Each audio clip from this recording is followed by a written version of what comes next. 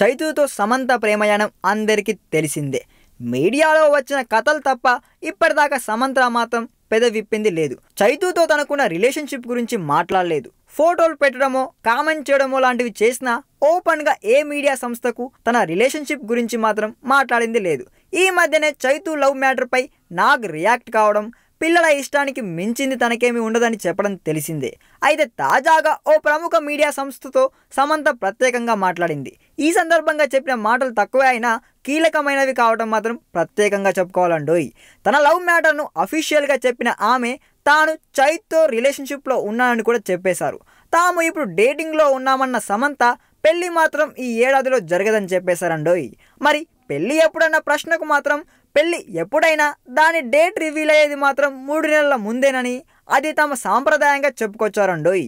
నావకు లంగరు relation ఎలాంటిదో తన జీవితంలో చై పాత్ర కూడా అంతేనని చెప్పేసింది. పెళ్లి తర్వాత సినిమాల పరిస్థితి ఏంటి అని అడిగితే తన కెరీర్ని చై ప్రోత్సహించే వ్యక్తి అని, ప్రేక్షకులు ఇక చాలు అనేంత వరకు సినిమాలు చేసేస్తానని చెప్పింది ముద్దుగుమ్మ.